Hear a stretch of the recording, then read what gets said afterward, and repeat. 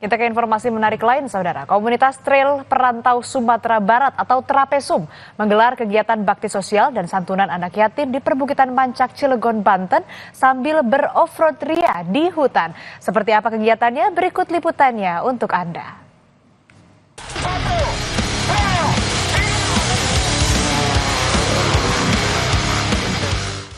Ratusan peserta dari komunitas olahraga ekstrem motor trail mengadakan kegiatan bakti sosial dan santunan anak yatim yang diadakan komunitas trail perantau Sumatera Barat di perbukitan Mancak, Cilegon, Banten. Kegiatan yang bertemakan Baksos Heart to Heart ini dihadiri oleh Kapolda Banten Irjen Suyudi Aryoseto.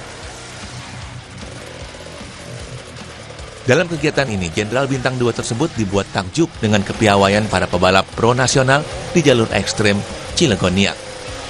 Terbawa suasana, mantan Wakapolda Metro Jaya ini juga ikut menjajal jalur dengan medan sulit dilintasi, meski dengan bantuan off-roader lain. Dalam kegiatan ini, Irjen Suyudi Aryoseto meminta kepada seluruh off-roader untuk menjaga kelestarian hutan dengan tidak membuang sampah di hutan. Saya juga mengajak para rider untuk tetap menjaga alam yang masih asri ini, ya, agar tidak membuang sampah sembarangan dan juga tidak merusak kawasan hutan ini. Saya berterima kasih pada panitia yang juga sudah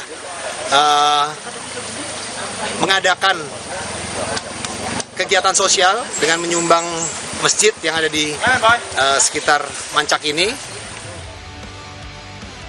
Di sela-sela kegiatan menjelajah alam, para off-roader menggelar kegiatan bakti sosial di masjid dan santunan untuk anak yatim.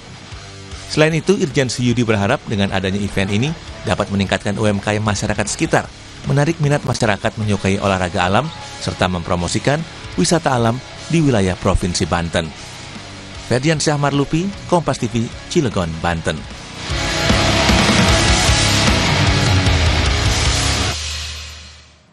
Presiden ke-6 RI Susilo Bambang Yudhoyono menemui Presiden Joko Widodo di Istana Merdeka Jakarta untuk membahas urusan politik sekaligus melaporkan tugas dan amanah barunya di kancah internasional. Selengkapnya usai jeda.